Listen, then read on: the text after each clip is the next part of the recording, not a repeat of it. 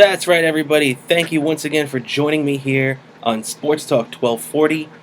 Today is July 21st, 2019, and thank you for sticking around with me tonight as we take the second half of Sports Talk 1240. Tonight, I'm your host, Rob Cramer, and we got a lot to get into tonight.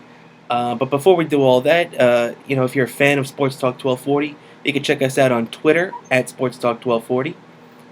The website you can check out and see all of our hosts, all of our past shows, anything else you'd like to know at sportstalk1240.com, and give us a like at Facebook, also sportstalk1240.com. So thanks for tuning in tonight, and we got a lot to get to right now as the Yankees continue to roll. They tripped up a little bit today. They lost, but they continue to win series and win series at a prolific rate.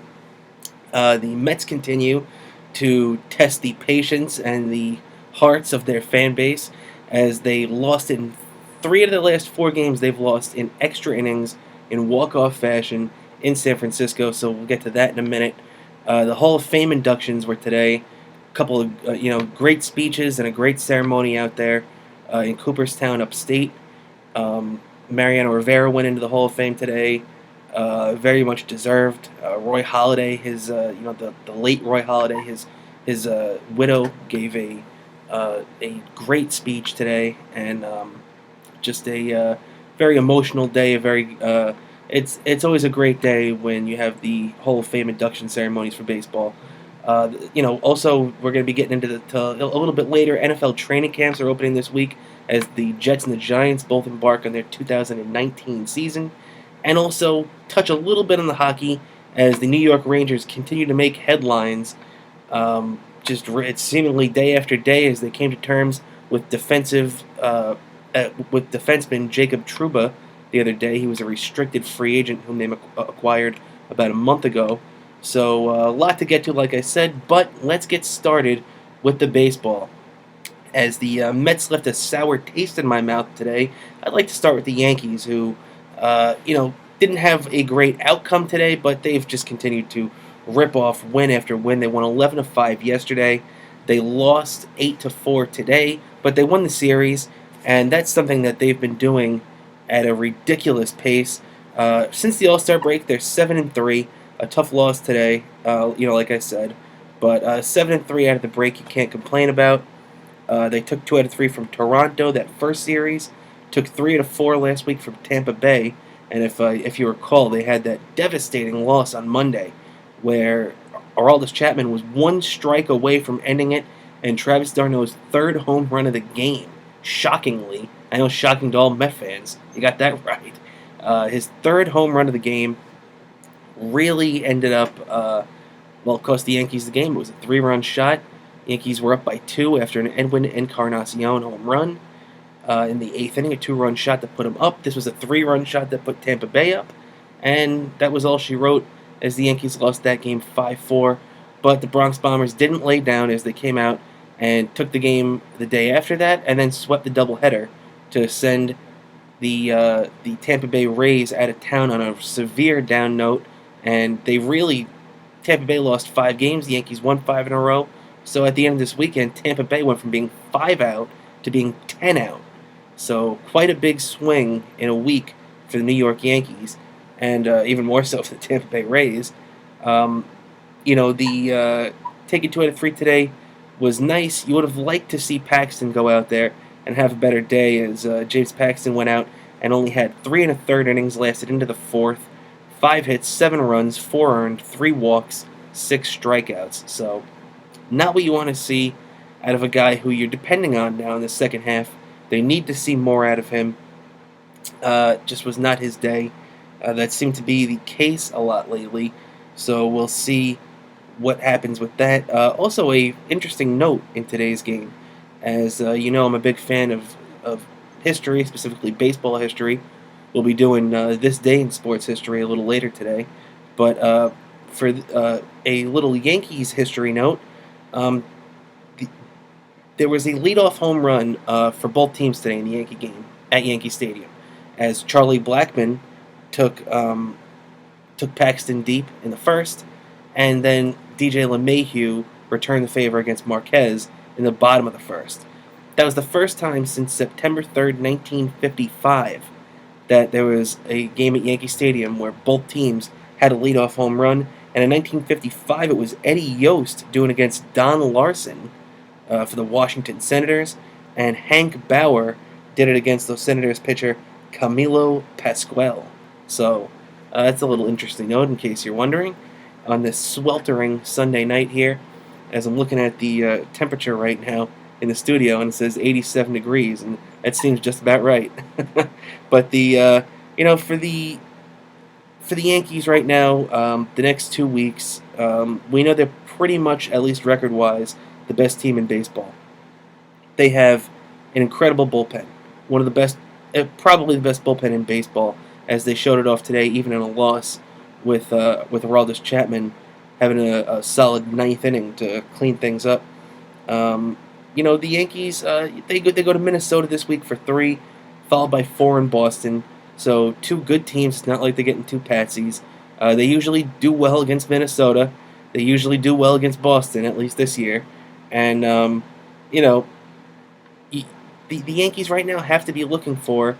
And I know if you're a fan of sports talk radio, if you're a fan of baseball trade talk in general, you've probably heard this a million times before. I've been saying the Yankees need to go out and acquire a big pitcher since I've been on this station. I started in this station when I was doing my weekly Saturday morning radio show, Coffee with Cramer, which, by the way, is still around in podcast form. You can check that out on iTunes or anywhere else you get your podcasts, Coffee with Cramer. Thanks for checking that out. And but I've been saying the Yankees need this. The guy that I wanted the Yankees originally to go out and get in 2017, before their playoff run, and actually immediately after their playoff run concluded, when he hit the market, was Garrett Cole. When the Pittsburgh Pirates were shopping him, well, he ended up falling into the Houston Astros lap, and then the next thing you know, the Houston Astros were winning the World Series and everything. And so the other thing that I would say is that I think the guy the Yankees are going to go after, obviously, although all you hear from baseball executives and sources is that the Yankees aren't particularly crazy about the idea of bringing in Madison Bumgarner. Madison Bumgarner is the guy I'd go after. If it wasn't Garrett Cole 2 years ago, I didn't think they were going to do it last year at Madison Bumgarner, although I was saying they should go out and do that. It's going to take a lot less to get it done this year. But the thing is, too, that stinks for the Yankees is that you've got to wonder if they're even going to part with him. Are they 50-50? They're 2.5 games out of the playoff race. The Mets stink. They're 9 games under 500. They're only 7 games out. So, I know 7 games is a lot more than 2.5, but the National League, the bottom half of the National League being relatively down this season, is keeping teams like the Mets and the Giants alive. And the Giants just ripped off 12 out of 14 wins. So they've got a little bit of a heartbeat in them right now. And I think they're playing a little bit for Bruce Bochy, too, as his managerial career winds down. And he'll be, he'll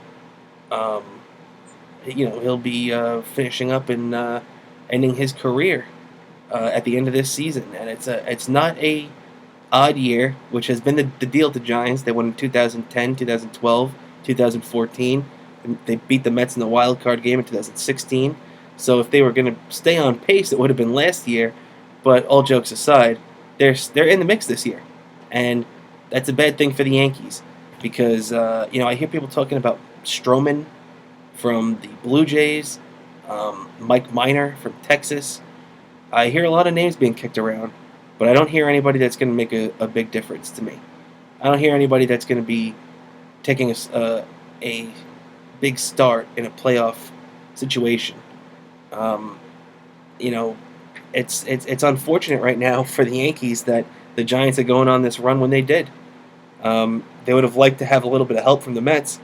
You'd feel more confident that the Giants would get cold feet because the fact of the matter is, whether the Giants are in it or not, they don't want to lose Madison Bumgarner at the end of the year for nothing. To be perfectly honest, I don't know how they haven't come to a contract yet. I'd give Madison Bumgarner a blank check if I was the Giants. The guy is one of the best postseason pitchers in the history of baseball. and that's not an exaggeration whatsoever. He's got a 0.25 ERA in the World Series. That's insane. The things that I've seen this guy do in the playoffs are inhuman, superhuman. It's crazy when you think about it. So, to have him in your back pocket if you're the Yankees, that's going to be big, if it's possible. Also, if you're the Twins, maybe if the Twins go out and beat the Yankees to him, if it's even possible, like I said, this is all theoretical at this point. But could you imagine? The Twins have been owned by the Yankees, specifically in the postseason, at least for the last 20 years, really every time they've met. And if you're the Twins, aren't you going to be feeling a little bit better if you've got Madison Bumgarner to throw out there against a J Happ? Or, if I'm the Yankees, I feel confident with Tanaka. But if I'm Minnesota, Game 1, you're throwing Tanaka against Madison Bumgarner, I'll take my chances. What these teams have to hope is that the Chicago White Sox, from back in the day, the White Sox were seemingly in it. They were a couple of games out, but at the All-Star break, they were right after the All-Star break. They folded up the tent because they knew that it was just a mirage that they were in it. Are the Giants going to be that forward thinking? Are they going to be that progressive in that, in the way of analyzing their season? Who knows? But the Yankees and other teams want to find out quickly, and they really, really have to hope that that he's still going to be on the market, because that's going to be a guy that is going to make he's going to make his presence felt on whatever team that he's playing for. There's no doubt about that. So, like I said, the Yankees now turn to Minnesota and Boston for the next week. Should be a fun week, especially if the Yankees are running through teams like they have been. So, but either way, they're going to have one of the best teams in the American League and the defending world champs coming in. So, games of intrigue over the next week, no doubt about that. And so like I said, we'll continue looking at. Actually, before I move on to the Yankees, I just want to point out one thing, because this was just an incredible statistic that I saw earlier today, where the Yankees, since April 16th and 17th, when they took a 2-game set from Boston, the Yankees' last 15 series at home, they're 14-0-1. The only one being a tie where they split a 2-game set against the Mets back in June. But ever since then, just look at this. Since April, they won a series from Boston, Kansas City, Minnesota, Seattle, Baltimore, Tampa Bay, San Diego, Boston, that split with the Mets. Then they continued to rip it off after that, as they took one from Tampa Bay, Houston, 2 from Toronto, Tampa Bay again, and this weekend from Colorado. So that just goes to show that, especially this season at home, it's very, very tough to beat the Yankees. I'm frankly happy that the Mets were able to split that 2-game set, which ended up being the doubleheader. So, at least the Mets weren't one of these teams that went down against them too. But just to move on to the Mets, unfortunately, the Mets since the All-Star break have been pretty good. Losing today, even though it was still a successful road trip for them, they're 5-4. They took that 2-game set against Minnesota. It started off taking 2 out of 3 from Miami, and then they lost 3 out of 4, unfortunately, all 3 in heartbreaking fashion against the San Francisco Giants. Today started off quick as Rosario and Conforto put them up 2-0, but after that, the offense went dry, as it had been, except for the Saturday game where the offense really woke up and the Pete Alonso pinch hit 3-run shot, and all these guys, Dom Smith having a big game, everybody else, aside from that, that series against San Francisco was very disheartening from an offensive standpoint, as the team didn't do much hitting, and when they did, today they went just about 7 innings between hits from the 3rd inning up until about the 11th. So, they're really going to have to start waking up. I expect by the time the All-Star break, by the time the trade deadline comes down, because you got to remember, one thing that's different about the trade deadline this year as opposed to in years past is that there's no soft deadline of August 31st anymore, where you can get guys through waivers, and it's become trendy in the last few years to make August trades. In fact, the most famous was Justin Verlander getting dealt just before the September 1st cutoff, the year that the Astros won the World Series. That was one of the more famous August deals, where you're not going to see that anymore because it's a hard July 31st deadline now for all trades and transactions of that manner, and it's really going to be a big deal for them this year because it's going to alter the way a lot of teams think. It's going to now, if this was last year, like we were talking about Bumgarner, a few minutes ago, um, the Giants would be much more inclined to hold on to Madison Bumgarner at least through August and see where their year goes, and then they could just flip him the last day of August and take whatever. But they don't have that luxury now, as they really have to make the call on their season within the next week. But for the Mets, let's get back to that. They're probably going to be trading guys with expiring contracts like Jason Vargas and Todd Frazier, and guys along those lines. They're going to try to move a guy probably like Familia, but there's no way you're going to do that. Um, the only team that you'd be flipping guys like that to is a playoff contender, and what playoff contender wants a guy like Familia that's got a 7 ERA? So, we'll see where that goes. There's been rumors even about Wilson Ramos, and so we'll see where that goes. I doubt Ramos will get traded too, but let's just to recap this weekend. They had the Thursday night game was the 16-inning 3-2 loss where Pete Alonso put them up 2-1, and then Massa gave it right back in the bottom of the 16th as they lose that game 3-2. Friday night it was 0-0 going into the 10th inning as there was a pop up to first base to left field, and they had a runner on first base who scored on a misplay by Dom Smith in left field. 1-0 loss, another walk-off loss. Then on Saturday, they won big 11-4 as they beat up one of the Giants' better pitchers, Jeff Samardzija, believe it or not. And Jeff Samardzija now, in his career against the Mets in 6 starts, is 0-6. So it tells you he has a little bit of a problem when he sees the orange and blue, and that's not too common, unfortunately. So, today they had a good start from rookie. Yesterday, rookie Walker Lockett got his first career win, and he got a shower of condiments too before he got out of there. So that was good for him as he got his first major league victory yesterday in the blowout win. Tyler Bachelor fired 2 impressive innings.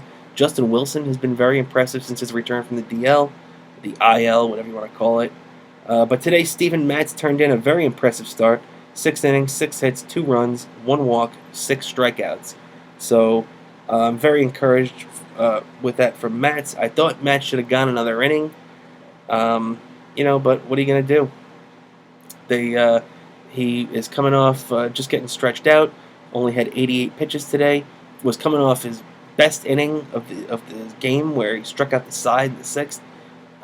So it was nice to see Steven Matz keep it going. And maybe they can get him moving in the right direction for the rest of this year. As the Mets, they're not buried. It's kind of a weird situation to be in. They're 9 games under 500, but they're only 7 games out of a playoff spot. So the thing is, though, I think that once they get rid of guys like Frazier and Vargas and any of these other guys that they're going to peel away, it's going to be nice to see. Maybe it's not going to be a young guy like Anthony Kay that'll come up and take Vargas' spot. Maybe it'll be like a guy like Walter Lockett. And maybe it'll be J.D. Davis that's plugged into third base to get a lot of the playing time down the stretch. So that'll be nice too. And it'll freshen up the look a little bit. Hopefully they'll still be playing semi-relevant games, as long as they keep just picking up ground. Like this, okay, they picked up 1 game over the last 9, which you much rather would have be a 6-3 road trip than a 5-4. Feels a lot better coming home, especially splitting out in San Francisco. But the Giants are one of the hottest teams in baseball right now. They've won 8 of the last 10. They've won 13 out of the last 15 now. So you got to tip your cap to them, and as they're starting to figure it out a little bit in a National League where that's really all you have to do. Play 500 ball, keep your fingers crossed, and just look around you as the other teams in the league just flail in a sea of mediocrity. And that's pretty much been the case for the whole year in the National League, at least. But when you look on the American League side, you get teams that are 12, 13 games over 500 that really know they're on the outside looking in already. If they were in the National League, they'd be right in the middle of things. So it's funny the way things work out year from year, as it was just a year or two ago when the National League was the powerhouse and everybody was looking at the American League like they were lacking and dragging behind. So we'll see where that goes right now, as we're coming down to the end of July here. The Mets stand right now 45 and 54, 9 games under 500. Just such a disappointing year, especially when you're a Met fan. You have to come out and watch Brody Van Wagenen talk to the media right after the All-Star break, and he says, "Oh, they came and got us. They came and got us," in reference to a quote that he had, believe it or not, when they were introducing Met great Jed Lowrie this year. Yeah, that's right. In case you're unfamiliar with Jed Lowrie, he's the guy who drove in 99 runs last year. Signed a $23 million 2-year contract with the Mets in January, and has not played a game for the Mets this year yet. He's been sitting on the sidelines for the entire year, and supposedly is not anywhere close to joining the team. So that's a great contract that really worked out. Just like the great trade for Robbie Cano, where so far in over 250 at-bats, almost 300 at-bats now, he's got 22 RBIs and a whopping 6 home runs. So, you wanted to give Brody credit for his gusto, and you wanted to give Brody credit for his creativity and his cojones for taking these chances. You wanted to give him these props, and but listen, I'm going to give you all the credit when I think you deserve it, but you also deserve to get smashed when these things don't work out. And unfortunately, so far this year, it's not worked out. You've got to hope that they hit a couple of home runs in the draft, because that's one thing too that a lot of people were killing Sandy Alderson and even Omar Minaya for all these years. But when you look at the list of guys that these guys brought in specifically through the draft, there's a very good track record for what the last 2 Met GMs have provided this franchise with. And just looking around right now, you look at Jacob deGrom was brought in by Omar Minaya. Sandy Alderson traded for Noah Syndergaard, and what's it called? Omar Minaya also drafted Steven Matz, and it's when you look at a lot of these guys, and also Pete Alonso being drafted by Sandy Alderson, and Jeff McNeil being drafted by Sandy Alderson. Guys like Brandon Nimmo, that's another guy too who's been forgotten this year, as Brandon Nimmo sat on the sidelines for most of this season, unfortunately, and even when he did play, was not contributing in a way that you'd expect him to if you've seen him play over the last 2+ seasons when he's been in the big leagues. So that's another big blow for the Mets here. But all right, as we're winding down here for the first half of our show, we still have a lot to get to in the second half, as I do want to touch on the Hall of Fame inductees that we saw this past weekend. We saw a great scene up in Cooperstown as Mariano Rivera, Mike Mussina, Edgar Martinez, Lee Smith, Roy Halladay, and Harold Baines all went in.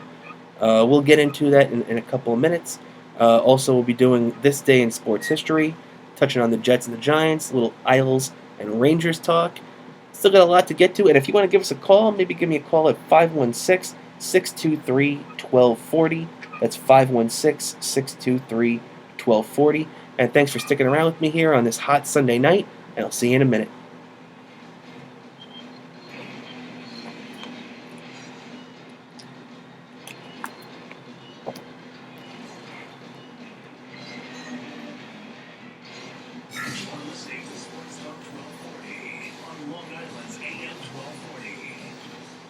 WGBB.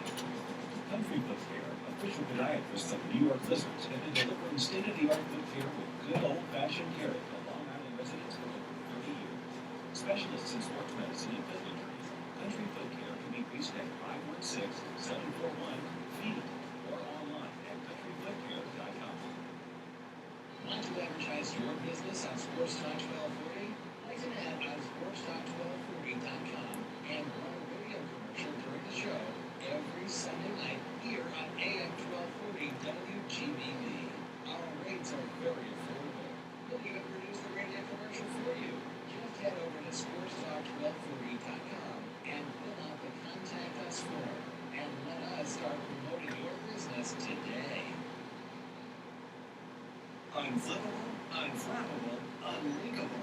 The Gustbuster is the only umbrella that won't flip inside out, rip, tear, or leak. Capable of withstanding winds over 55 miles per hour. All of our umbrellas are constructed of the finest quality materials and backed by a limited lifetime guarantee. What are you waiting for? Visit Gustbuster.com and get your Gustbuster today. So I just want to touch on same thing that you want to do. Stay connected to SportsTalk 1240 by following us on Twitter, Facebook, and Thank you, man. Instagram. That's SportsTalk 1240. You're listening to Sports Talk 1240, broadcasting every Sunday night beginning at 8 p.m. right here on Long Island's AM 1240 WGBB, the station that serves your community. And now, back to the show. That's right, everybody. This is Rob Cramer with you for Sports Talk 1240 right here on WGBB, and this is This Day in Sports History. This day in sports history, July 21st, 1959, Pumpsie Green makes his major league debut for the Red Sox at Fenway against the Chicago White Sox. Pumpsie, who would go on to be a Met in 1963, was the first African American to play for the Boston Red Sox. And also, just want to give a shout out to Pumpsie and his family, as Pumpsie lost his life last week. Great long life for Pumpsie. He died on July 17th, 2019, and I want to give a shout out to Pumpsie. He was one of the best. July 21st, 1973, Hank Aaron hits a Ken Brett fastball for his 27th home run of the year in what would be an 8-4 loss to the Phillies.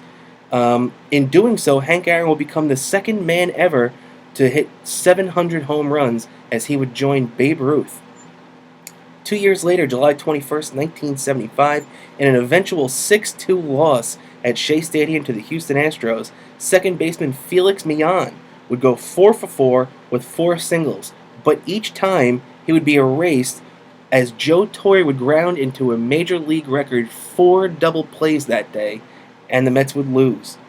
And finally, on this day, July 21st, 1996, Wayne Gretzky rejects a 3-year, $15 million contract from the St. Louis Blues and instead signs a 2-year deal with the New York Rangers to join former teammate Mark Messier on Broadway. He'd end up playing there 3 years before retiring on April 18th, 1999.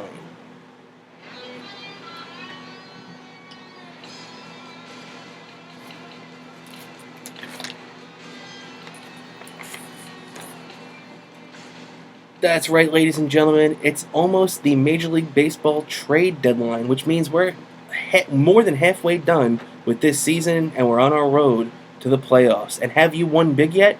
I have, because I go to BetDSI.com. BetDSI is an A-plus rated sports book, and it's been around since 1998.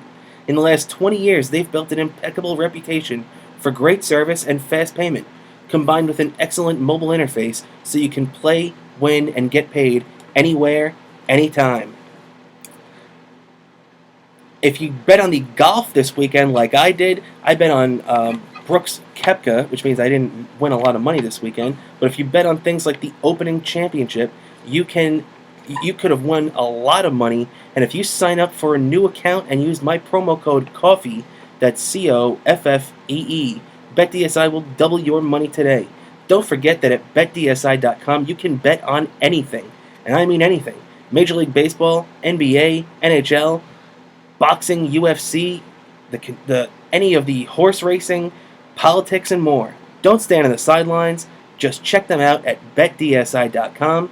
That's BetDSI.com. BetDSI.com and use my promo code COFFEE, that's COFFEE, to double your bankroll today. Thanks, BetDSI.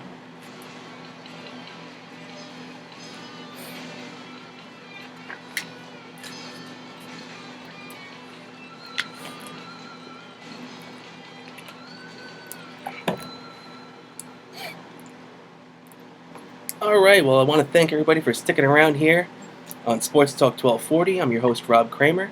You can check me out on Twitter at CramerNY. That's CramerNY.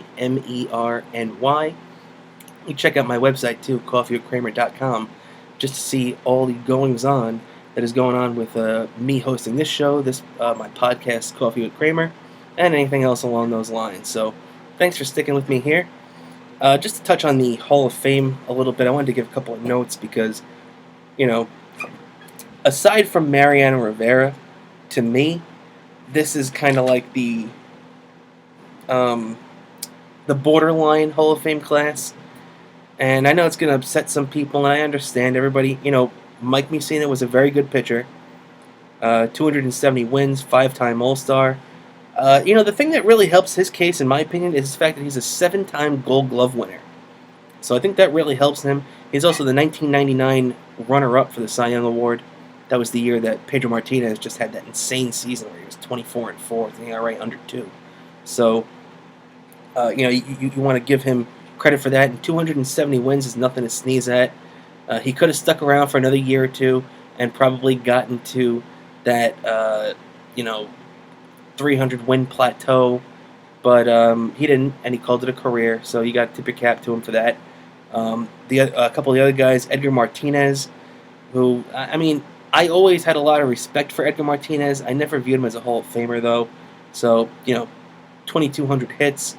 But you got to give it to him. 312 career batting average, 7-time All-Star, 2-time batting title, 92 and 95, 300-plus home runs.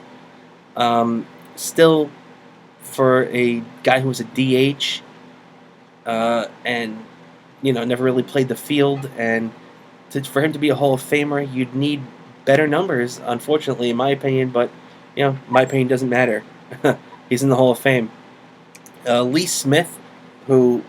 When I was younger, when Lee Smith was the all-time save leader throughout the, when I was coming up throughout the 90s and the early 2000s and everything, and you had all these guys chasing save numbers like Trevor Hoffman and Eric Gagne and Rivera, obviously. 2 of those 3 guys ended up passing him. Where you had Trevor Hoffman eventually break that 478 mark of Lee Smith. I always wondered how the guy who was the all-time save leader could not be in the Hall of Fame. You look at his numbers really aren't that impressive. The guy was a very good pitcher, but when did this become the Hall of Very Good? Now the guy who's 3rd on the all-time list for saves, or whatever he is now, he might even be lower than that, is up there. But, Roy Halladay, I look at his numbers, and even though his... unfortunately, his life ended way too early, as his career probably did a little bit too. 203 and 105 as his career record, a 3.38 ERA, 2-time Cy Young Award winner, 8-time All-Star. I'd say he was right there. I don't have a problem with him going to the Hall of Fame. What I do have a problem with is that it went as a first ballot Hall of Famer, because I don't view Roy Halladay as a first ballot Hall of Famer. I think he kind of got the sentimental vote because he passed away, which I totally understand. But I also, it's kind of an eyebrow raiser that he was a first ballot Hall of Famer. But Harold Baines now, look, Harold Baines has been much maligned for this. It's not his fault, too, by the way. It's really Tony La Russa's fault, because he's got a couple of buddies on the Veterans Committee. And I don't know how Harold Baines is getting the Hall of Fame and Gil Hodges still isn't. So, come on. Let's. I think the vote's either coming up this year or next year. Let's get Gil Hodges in the Hall of Fame. The guy is a New York icon, manager of the '69 Mets. He's an American hero. He's a Marine. Let's get the guy in the Hall of Fame. He deserves to be there. But, when we look at Harold Baines' numbers, do I view Harold Baines as a Hall of Famer? No. But when you look at his numbers, can you really be that mad that the guy got in the Hall of Fame? 289 career batting average, 384 home runs, 1628 RBIs, 200, uh, 2,866 career hits, and he's a six-time All-Star. So, I mean, do I view Harold Baines as a Hall of Famer? No, probably not. Do I view it as a travesty that the guy got in the Hall of Fame? No, because he deserved it. He's, I mean, I the guy waited long enough, and the Veterans Committee got him in, so good for him. It might have ruffled people's feathers, including mine a little bit at first, but when you really look at the guy's numbers and break it down, let Harold Baines get his day. Now Mariano Rivera, the guy is just a slam dunk.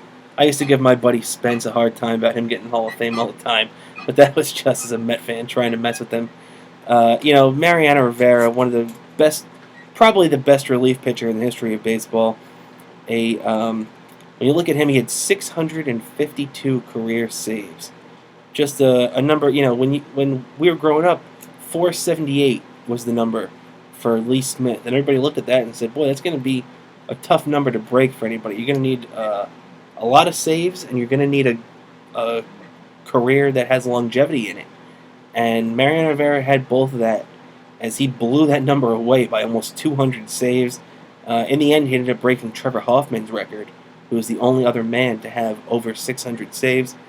So you got to tip your cap to both of them on that. But really, when you look at Mariano Rivera, it's not his regular season numbers that jump out at you. It's the playoff numbers. Now, a lot of people know that Mariano Rivera had a 0.70 postseason ERA. And that's incredible. It really is when you look at it. 0.70. Now, a lot of people might be sitting there saying to themselves, what the hell does that mean? How am I going to, dissect that in my head to understand how impressive of a stat that is? And when you look at it, Mariano Rivera pitched in 141 playoff innings. And in those 141 playoff innings, he only allowed 11 runs. Guy only allowed 11 runs in 141 innings, equating to that 0.70 career ERA. 8-1 playoff record. The only loss that he took was in Game 7 of the 2001 World Series. Very tough World Series loss for the Yankees, where they lost in Game 7 to the Arizona Diamondbacks. But looking at his career too, he is the 1999 World Series MVP. Now, you get a closer that's the MVP of that series. That was a very close series. The Braves were pretty much in every game. It wasn't like 96 where it just got away from them. 99, the Braves were in every game. Every game was like a 4-2, 3-1. Every single game was close. And Rivera came in and locked down those games in a 4-game sweep. The Yankees closer, now Hall of Famer, was a World Series MVP. He also took home the 2003 ALCS MVP, as Mariano Rivera took that ball whenever they asked him to. Most impressive there in Game 7, getting it done. 2003 ALCS MVP in that crazy Boston Red Sox series that went 7 games, where it ended on the Aaron Boone, the now manager of the Yankees, on their walk-off home run. So a lot of interesting things coming out of that Hall of Fame inductee ceremony today. Congratulations to Mariano, Mike Mussina, Edgar Martinez, Lee Smith, Roy Halladay, and Harold Baines. While I may not agree with all of them, they've all got impressive numbers, and you can't really go that crazy about them getting in the Hall. Now, as we turn to we're running down here in time real quick, and thank you for sticking around here with me, as I do have a couple of things that I'd like to touch on before we get out of here now. Talk about the New York Rangers, and boy, as a New York Rangers fan myself, it's been a very exciting offseason.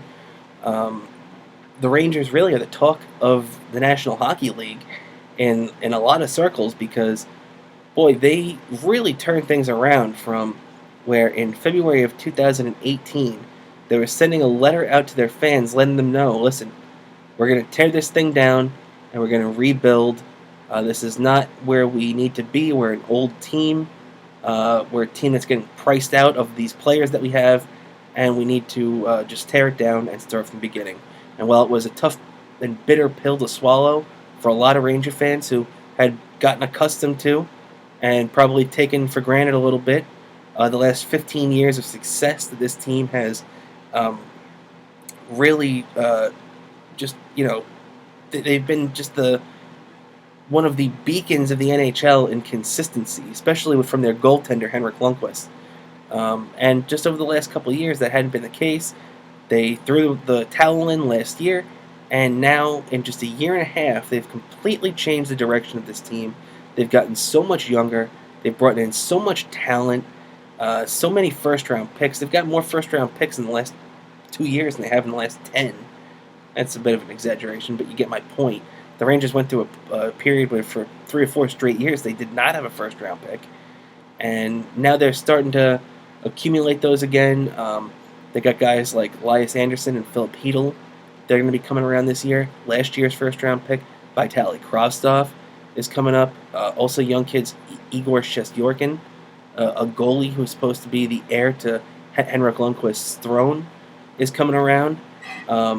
You've got a lot of things going on. Also, I didn't even mention them drafting Capo Caco, who was the number 2 overall pick the Rangers drafted after the New Jersey Devils, who won the lottery, selected Jack Hughes, number 1 overall. So, very interesting where 2 local teams have these first choices. The Rangers also traded Neil Pionk, and the number 20 overall pick they acquired from Winnipeg for Kevin Hayes in the regular season. That number 20 pick was Winnipeg's. They gave it back to them, along with Pionk, for defenseman and restricted free agent Jacob Trouba, who they just signed on a 7-year deal for $8 million per, $56 million overall. So coming to that deal and everything with Jacob Trouba is big for this team. Technically, right now they're over the cap, so there are guys that are going to be on the block. Because another unexpected thing was that Artemi Panarin, the bread man, as everybody calls him, a former Columbus Blue Jacket, turned down an 8-year deal from them, turned down a $12.5 million deal, meaning more money from the Crosstown Islanders, and supposedly there are a couple other teams in the mix that he turned down, as he picked up a 7-year, $81.5 million contract with the Rangers, $11.6 million annually. Just a big deal for this Rangers team, as this is probably the biggest contract the Rangers have given out to an incoming player since they signed Gaborik all those years ago. It just feels different right now for the Rangers. But like I said, they find themselves in this unexpected salary cap crunch. You'd rather be going through this than sitting here right now without those 2 players and saying to yourself, "Boy, we've got all this cap space." It's a good problem to have. Right now, the Rangers have, I think they're about $900,000 over the cap right now after this Trouba deal has been completed. There are a couple of guys in the chopping block right now.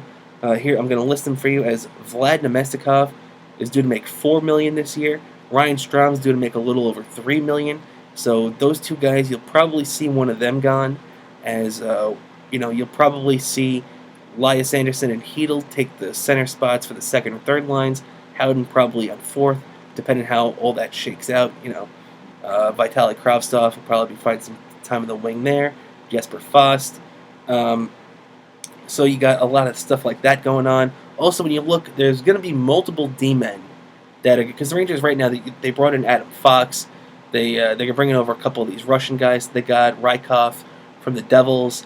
They got a couple of these guys that are going to be finding their way into the lineup at some point, most likely. They're going to have Libor Hajek, one of the guys they got in the Ryan McDonough trade. So there's going to be young defensemen coming in there. So guys like Kevin Shattenkirk, who's due to make $6.7 million this year.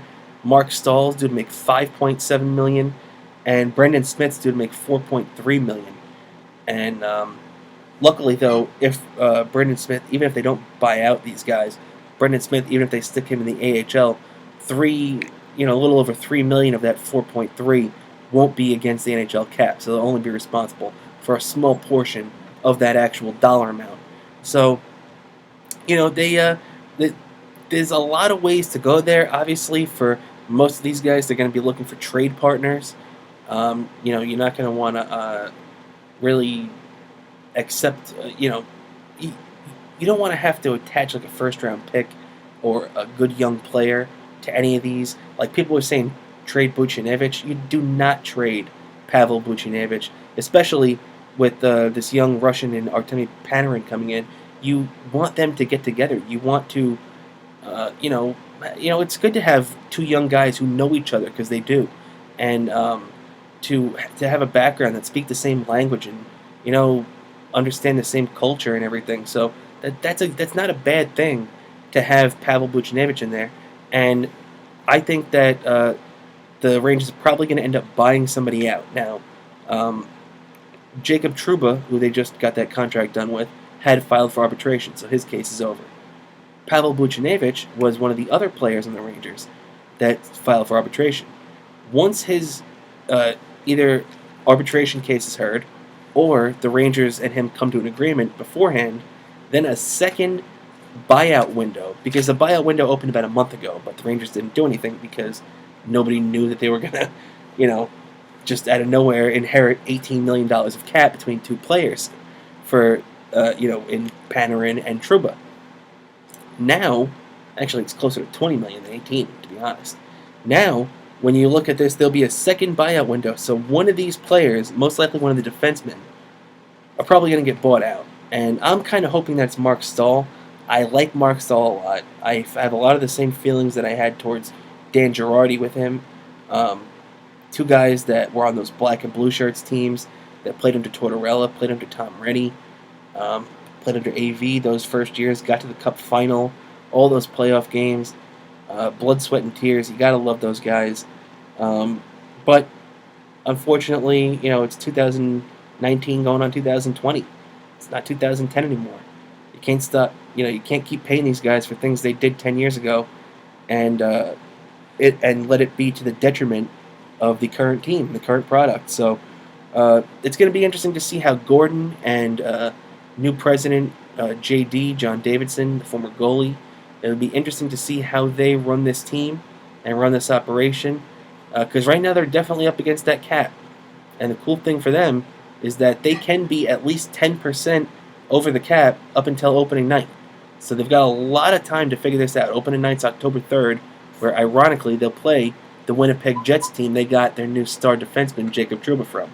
So, we'll see how this all works out as it relates to the Rangers. A lot of cool things going on there.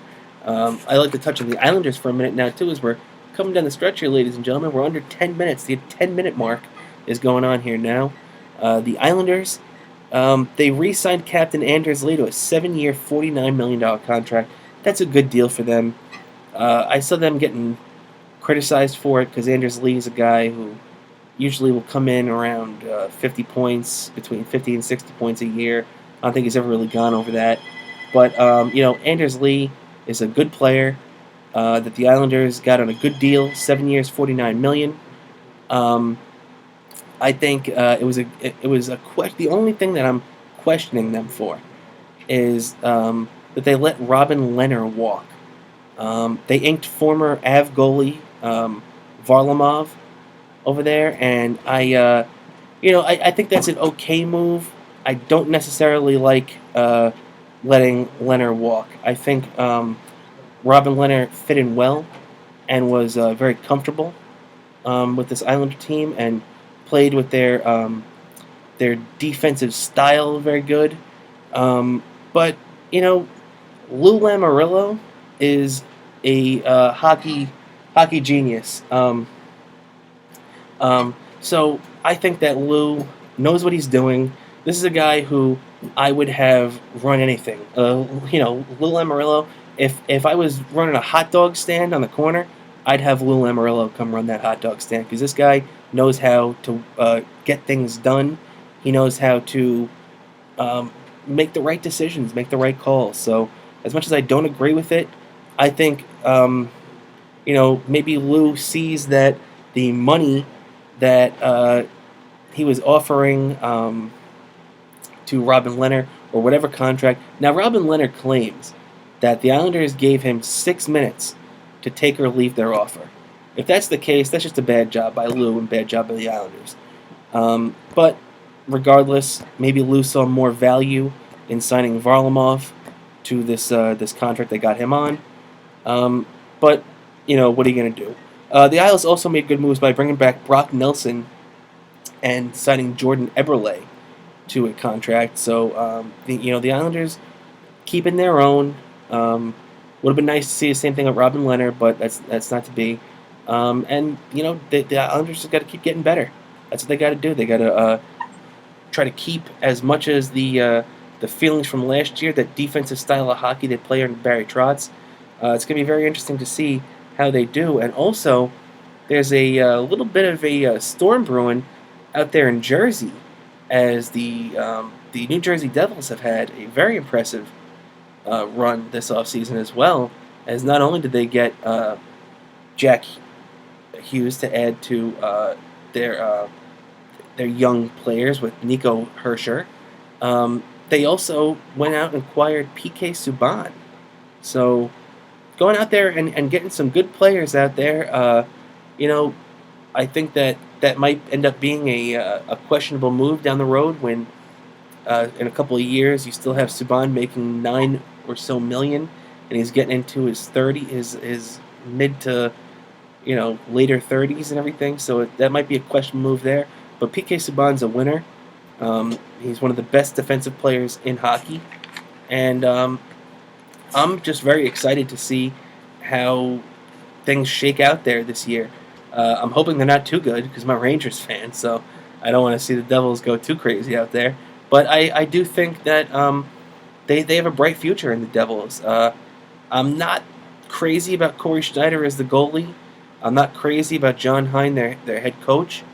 I'm not crazy about a lot of things there, but I think they're starting to build a good foundation, and that's going to really work out well for them. Even if it doesn't all come together this season, they're striding in the right direction. Just like the Rangers, too. A lot of people are getting the expectations up for the Rangers where, it might be a little bit crazy. So don't get those expectations too out of whack. But I do think that the Rangers will be competing for a playoff spot at the very least this year. Now, also, I want to touch on the Jets and Giants training camp in 1 second, but we're starting to run low on time here. I do want to also mention that no, I am completely aware that Kevin Durant and Kyrie Irving signed with the Nets. I haven't talked about it much tonight, really. But if you want to get my thoughts on that, I'll be putting out my podcast in the next couple of days. I recorded it this weekend, but wasn't able to put it out. It'll be going out in the next couple of days, so check that out. I'll be talking all about the basketball with the Knicks and Summer League and the Nets and everything with them, and it's very interesting how that NBA free agency shook out. The NBA is actually going to look a lot different next season, so it's going to be very cool seeing a new look Knick team, a new look Net team, even without KD. It's still going to be very interesting NBA year this year, no doubt about it, especially with the way the Lakers are looking now, and Kawhi leaving Toronto and going to the Clippers. So you got to just keep your eye on that. And as we come around the final bend here, I just want to mention that the Jets open training camp this week. The rookies reported over the weekend. Full squad needs to be there by Wednesday. Their first practice is Thursday morning, and the Jets and the Giants open up the preseason schedule on August 8th at MetLife Stadium, with the Jets acting as the hosting team for the New York Giants. So, ladies and gentlemen, we're just about to get to that point of the year where football will take over everything for the next few months, at least, no doubt about it. The Jets are expected to take strides forward this year. No one's really expected much from the Giants. That might be just what the Giants need too. Take a little bit of the pressure off them. There was a lot of pressure on them last year to win because they went out and drafted Saquon Barkley. People wanted that pick to means something, and people wanted the Giants to look smart for that pick. And it didn't end up working out. I mean, look, Saquon Barkley right now is a Hall of Fame talent, so you really can't say it was the wrong choice one way or the other. But at least there's a little pressure off them this year. They're gonna go into the year, and who knows? Who really knows what could happen in that NFC East? Nothing that happens in that division would surprise me at all. And for the Jets, on the other hand, that it would surprise me if they won the division. I mean, I'd love to see it, but the Patriots have won 10 straight AFC East titles, so we'll cross that bridge when we get to it, to say the very least. And as you hear that music, ladies and gentlemen, that means that it's the end of the night. Thank you for sticking around here with me on Sports Talk 1240. I'm your host, Rob Cramer. You can check me out on Twitter at Cramer New York. And don't forget to visit sportstalk1240.com for all your Sports Talk 1240 knowledge and everything else you need to know. I want to thank Brian over here for helping me tonight. I want to thank WGBB, and thank you everybody else for tuning in tonight. I'll see you next time. See you in August. Have a good weekend. The views expressed in the previous program did not necessarily represent those of the staff, management, or owners of WGBV. This is WGBV AM 1240 and